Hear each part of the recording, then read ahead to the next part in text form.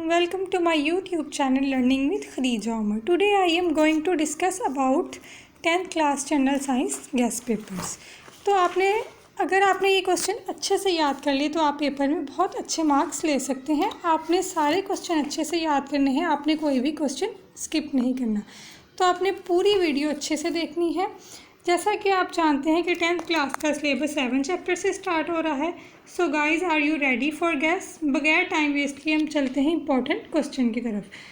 तो 7 चैप्टर जो कि एनर्जी है, तो इसके इंपॉर्टेंट क्वेश्चन में सबसे पहले आ जाता है वर्क। तो वर्क की डेफिनेशन शॉर्ट के लिए बहुत ज़्यादा इंपॉर्टेंट है। तो स्टूडेंट्स, आपने एक बात माइंड में रखनी है कि जब आपसे डेफिनेशन के बारे में पूछा जाए तो डेफिनेशन के साथ साथ आपने उसकी एग्जांपल ज़रूर लिखनी है। अगर आप एग्जांपल नहीं लिखते हैं तो इससे आपको पेपर में 2 मार्क्स पूरे नहीं मिलेंगे। तो आपने वर्क के साथ साथ उसकी एग्जांपल ज़रूर लिखनी है। आगे आ जाता है एनर्जी की मुख्तलिफ इकसाम। एनर्जी की मुख्तलिफ इकसाम, ये क्वेश्चन आपने लॉन्ग के लिए प्रिपेयर करना है और बहुत अच्छे से प्रिपेयर करना है। आपने ये जो एनर्जी के types are just like kinetic energy, इसकी equation potential energy, elastic potential energy, जितनी भी एनर्जी की इकसाम है आपने कम से कम इनकी 2-2 या 3-3 एग्जाम्पल ज़रूर लिखनी है और इनके यूजेस हो सके तो इसकी इक्वेशंस भी आपने अच्छे से याद करनी है। इसके बाद आ जाता है कंजर्वेशन ऑफ एनर्जी का कानून। तो ऊपर इसकी एग्जाम्पल लिखी हुई कंजर्वेशन ऑफ एनर्जी का कानून कि किस तरह खुराक की पोटेंशियल एनर्जी को हरारत में बदलने की सलाहियत रखता है हमारा जिस्म। लेकिन यहाँ पे लिखा हुआ है आपका जिस्म। आपने पेपर में आपका वर्ड यूज़ नहीं करना है, तो इसको अपनी वर्डिंग में इस एग्जाम्पल को आपने एक्सप्लेन करना है। लेकिन सबसे पहले अगर कंजर्वेशन ऑफ एनर्जी का कानून पेपर में आता है तो आपने पहले इसकी डेफिनेशन लिखनी है। डेफिनेशन के बाद आपने एग्जाम्पल कोड करनी है। तो ये भी शॉर्ट क्वेश्चन के लिए बहुत ज़्यादा इम्पोर्टेंट है। इसके बाद है इलेक्ट्रिसिटी पैदा करने के गैर रवायती तरीके। तो इलेक्ट्रिसिटी पैदा करने के गैर रवायती तरीके ये लॉन्ग के लिए बहुत ज़्यादा इंपॉर्टेंट है। आपने ये क्वेश्चन अच्छे से याद करना है। लेकिन अगर इलेक्ट्रिसिटी पैदा करने के गैर रवायती तरीके ये लॉन्ग के साथ साथ ये शॉर्ट में भी पूछा जा सकता है। अगर तो ये शॉर्ट में पूछा जाए तो आपने इनके नाम लिख देते हैं, जैसा कि सोलर पावर हो गया, विंड पावर और टाइडल पावर। इसके अलावा न्यूक्लियर पावर में आपसे पूछा जाता है न्यूक्लियर फिजन और न्यूक्लियर फ्यूजन के बारे में। न्यूक्लियर फिजन रिएक्शन में आपने उसकी डेफिनेशन लिख देनी है फिर, और साथ में कि किस तरह न्यूक्लियर फिजन रिएक्शन होता है। ये भी शॉर्ट क्वेश्चन के लिए बहुत ज़्यादा इम्पोर्टेंट है। आपने ये ज़रूर करना है, शॉर्ट क्वेश्चन के लिए रेडी करना है। देन इसके बाद आ जाता है कि इलेक्ट्रिकल एनर्जी की पैमाइश। इलेक्ट्रिकल एनर्जी की पैमाइश ये क्वेश्चन एज इट इज़ ऐसे पेपर में नहीं पूछा जाता है। इलेक्ट्रिकल एनर्जी की पैमाइश का यूनिट पूछा जाता है कि इलेक्ट्रिकल एनर्जी की पैमाइश हम कैसे कर सकते हैं और इसका यूनिट क्या है, और इलेक्ट्रिकल एनर्जी और पावर का यूनिट क्या है। तो पावर के यूनिट की आपने डेफिनेशन कर लेनी है। फिर इलेक्ट्रिकल एनर्जी का यूनिट जो कि किलोवाट आवर है, इसकी डेफिनेशन कर लेनी है। तो आपने डेफिनेशन और बहुत अच्छे से याद करनी है और आपने बिल्कुल भी कंफ्यूज नहीं होना। आगे आ जाता है कुदरती गैस की पैमाइश। कुदरती गैस की पैमाइश का मोस्टली यूनिट पूछा जाता है और ये MCQ उसके लिए इम्पॉर्टेंट है कि कुदरती गैस की पैमाइश का यूनिट हम किस में लिखते हैं, जो कि BTU ब्रिटिश थर्मल यूनिट है। इसके अलावा आगे आ जाता है कि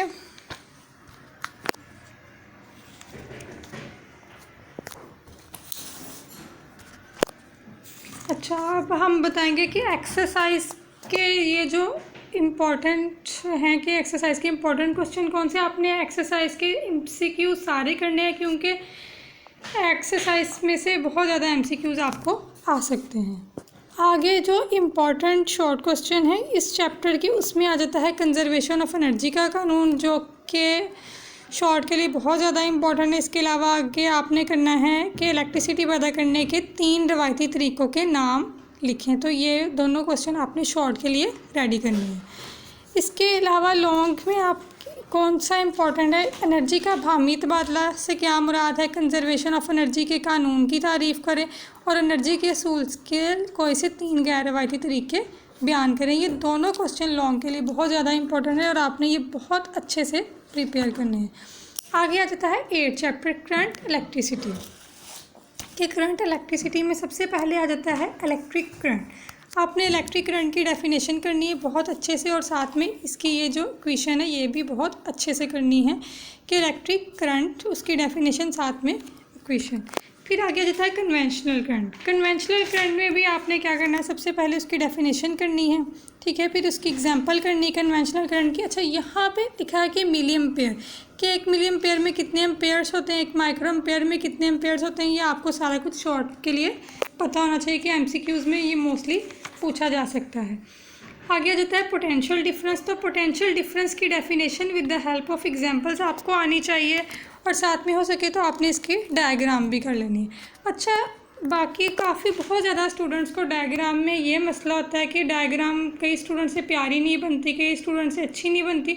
तो डायग्राम की खूबसूरती के नंबर नहीं होते, तो डायग्राम की लेबलिंग के ज़्यादा मार्क्स होते हैं। तो आपने उसकी लेबलिंग पे फोकस करना है कि डायग्राम की लेबलिंग अच्छी होनी चाहिए। अगर डायग्राम ज़्यादा प्यारी नहीं भी बनती तो इसमें कोई इशू नहीं है, आपने डायग्राम ज़रूर हो सके तो पेपर में बना के आनी है। आगे आ जाता है ओहम का कानून। ओहम का कानून लॉन्ग क्वेश्चन के लिए बहुत ज़्यादा इंपॉर्टेंट है। आपने ओहम का कानून अगर ये लॉन्ग में आए तो सबसे पहले आप क्या करेंगे, इसके ओहम के कानून की डेफिनेशन लिखनी है। डेफिनेशन के बाद उसकी मैथमेटिकल फॉर्म, फिर उसकी इक्वेशन, हो सके तो आप ये पॉइंट में क्वेश्चन कर दें तो आप बहुत अच्छे मार्क्स आ जाएंगे। इसके अलावा रेजिस्टेंस ये शॉर्ट के लिए बहुत ज़्यादा इंपॉर्टेंट है। आपने रेजिस्टेंस की डेफिनेशन करनी है और रेजिस्टेंस की इक्वेशन कर लेनी है। फिर उसके अलावा आ जाता है कि कैपेसिटर की इकसाम और कैपेसिटर के इस्तेमालात, ये आपने लॉन्ग के लिए भी प्रिपेयर कर लेना है और शॉर्ट के लिए एटलीस्ट इसके 2 इस्तेमालात आपको आने चाहिए। आगे जाता है डायरेक्ट और अल्टरनेटिंग करंट। इनमें डिफरेंस पूछा जाता है और ये शॉर्ट में बहुत ज़्यादा इम्पोर्टेंट है, डायरेक्ट और अल्टरनेटिंग करंट का डिफरेंस।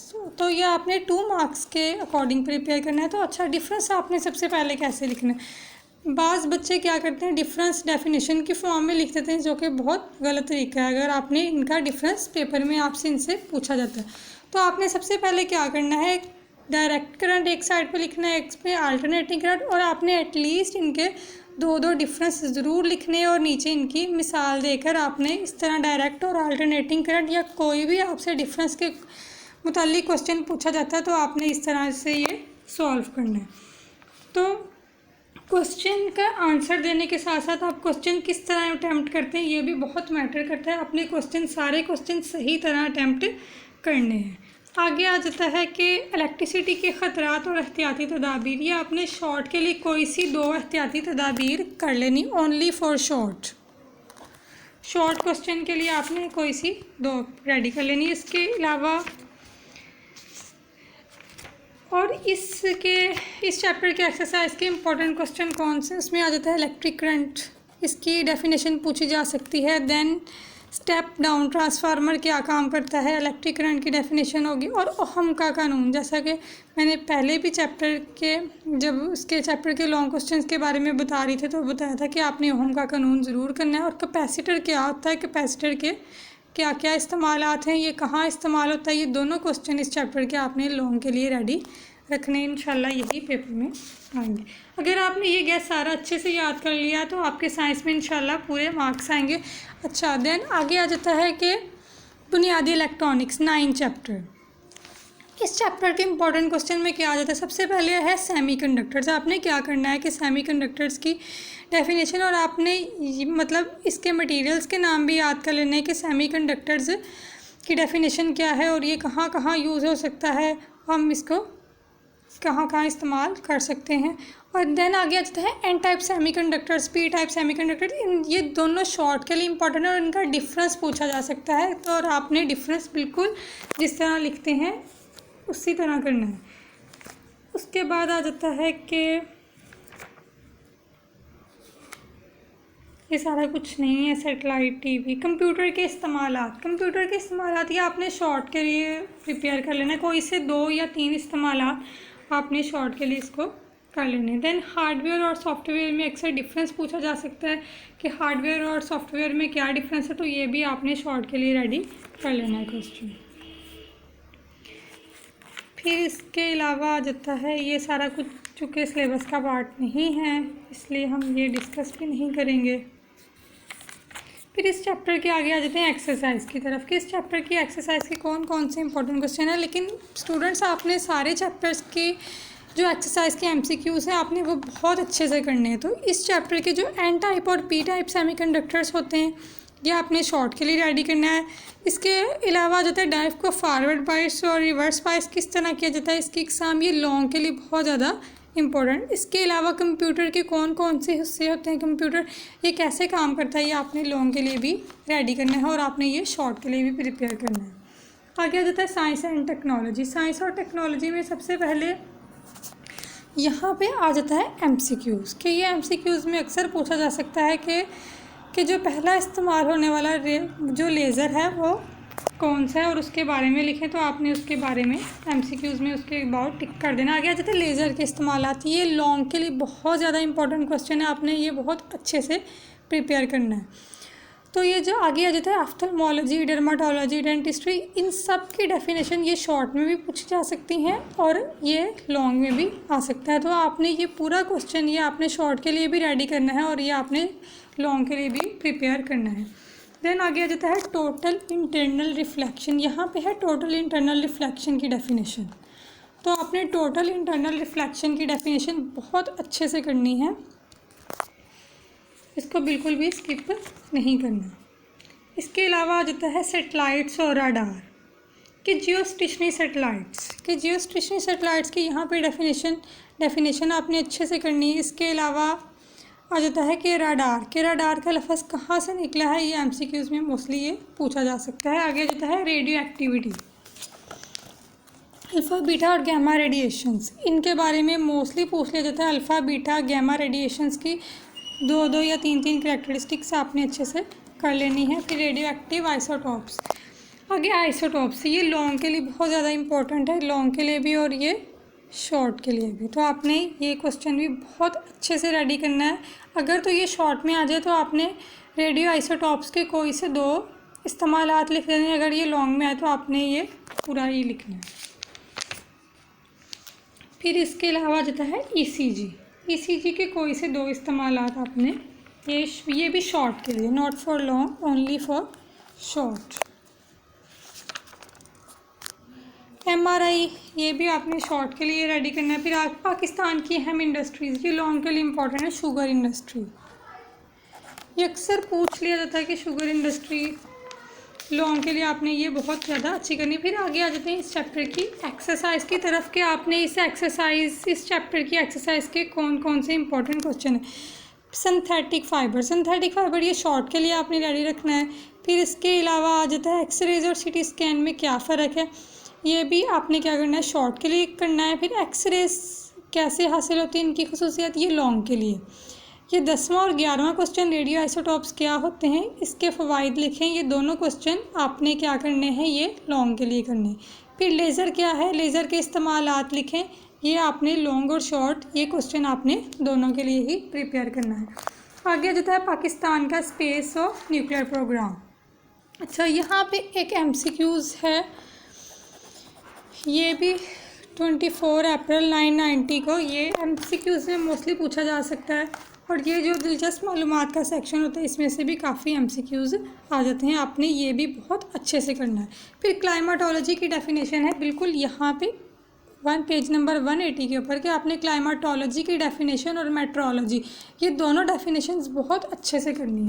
फिर इसके अलावा कि मेट्रोस्टेट से हम बादल की तस्वीर कैसे ले सकते हैं, ठीक है, वो भी ये सारे एमसीक्यूज़ में पूछे जा सकते हैं। लेकिन ये जो क्लाइमाटोलॉजी मेट्रोलॉजी ये शॉर्ट क्वेश्चन में मोस्टली आ जाता है। और ब्लैक होल्स क्या होते हैं और कॉस्मिक रेज इनका मुतालिया कैसे किया जाता है, ये सारे शॉर्ट क्वेश्चन के लिए बहुत ज़्यादा इम्पॉर्टेंट है। अच्छा, और यहाँ पे अगला है कि स्पार्को के बुनियादी मकासद, ये शॉर्ट क्वेश्चन के लिए बहुत ज़्यादा इम्पॉर्टेंट है कि ये शॉर्ट क्वेश्चन में आपने कोई से इसके 2 या 3 मकासद कर लेने। आगे आ जाता है कि इसकी इसकी एब्रीवेशन मोस्टली पूछ जाती है कि पाकिस्तान एटॉमिक एनर्जी कमीशन के, और इसके अलावा Pakistan institute of nuclear science and technology, इसकी भी एब्रीवेशन आपने पूरी अच्छे से कर लेनी। इन दोनों की एब्रीवेशन मोस्टली पेपर में पूछ ली जाती है। तो ये थे इस चैप्टर के इम्पोर्टेंट क्वेश्चंस। और आगे चलते हैं इस चैप्टर की एक्सरसाइज की तरफ। के एक्सरसाइज में इस चैप्टर की एक्सरसाइज के जो इंपॉर्टेंट क्वेश्चन है वो है पाकिस्तान के स्पेस प्रोग्राम पर तफसीलन नोट लिखें। ये आपने लोगों के लिए बहुत अच्छे से प्रिपेयर करना है। फिर आगे न्यूक्लियर एनर्जी के पुरअमल हसूल के सिलसिले में पाकिस्तान एटॉमिक एनर्जी कमीशन की खिदमात, एक ये लॉन्ग हो गया। देन और शॉर्ट के लिए स्पार्को के बुनियादी मकासद, ये आपने अच्छे से करना है, स्पार्को के बुनियादी मकासद। और ये दोनों क्वेश्चन लास्ट वाले आपने ये लॉन्ग के लिए बहुत अच्छे से करने। फिर इसके अलावा स्टूडेंट, अगर आपको ये सारे गेस आपको सॉफ्ट फॉर्म में चाहिए तो इसके लिए क्या करें, आप हमारे चैनल को सब्सक्राइब करें। और सब्सक्राइब करने के बाद नीचे कमेंट सेक्शन में आप अपनी ईमेल लिख सकते हैं। तो हम क्या करेंगे, सारे गेस को सॉफ्ट फॉर्म में हम आपकी ईमेल आईडी पे मेल कर देंगे। और बहुत ज़्यादा इंपॉर्टेंट क्वेश्चन, जैसा कि आजकल कोविड-19, आपने इसके क्वेश्चन स्किप नहीं करने। कोविड-19 की वैक्सीनेशन के बारे में पूछा जा सकता है कि कोविड-19 का इलाज कैसे हो सकता है, कोविड-19 के लिए एहतियाती तदाबीरें क्या हैं। तो आपने कोविड-19 के सेक्शन को भी रेडी करना है कि कोविड-19 में से कोई से 2 या 3 शॉर्ट क्वेश्चन आ सकते हैं। आपने ये बात ज़रूर अपने माइंड में रखनी है। आगे डेंगू, कि डेंगू की वजूहात क्या हैं, डेंगू की इलामात क्या हैं, डेंगू का इलाज कैसे हो सकता है, और डेंगू की एहतियाती तदाबीरें। ये डेंगू का सेक्शन और ये कोविड-19, ये दोनों सेक्शन शॉर्ट के लिए बहुत ज़्यादा इंपॉर्टेंट है। आपने ये दोनों स्किप नहीं करने, आपने ये दोनों ही बहुत अच्छे से करने हैं। और best of luck for your exams. अगर आप ये सारे क्वेश्चन अच्छे से कर लेते हैं तो आपके साइंस में इंशाल्लाह फुल मार्क्स आएंगे। आप इजीली 90 to 95% मार्क्स ले सकते हैं। So best of luck for your exams, thanks. और अगर आपने हमारे चैनल को सब्सक्राइब नहीं किया तो सब्सक्राइब करना ना भूलें। अगर आपको सॉफ्ट फॉर्म में चाहिए तो आप नीचे कमेंट सेक्शन में अपनी ईमेल लिख सकते हैं। और अगर आपका कोई क्वेश्चन हो तो आप वो भी कमेंट सेक्शन में पूछ सकते हैं। Thank you.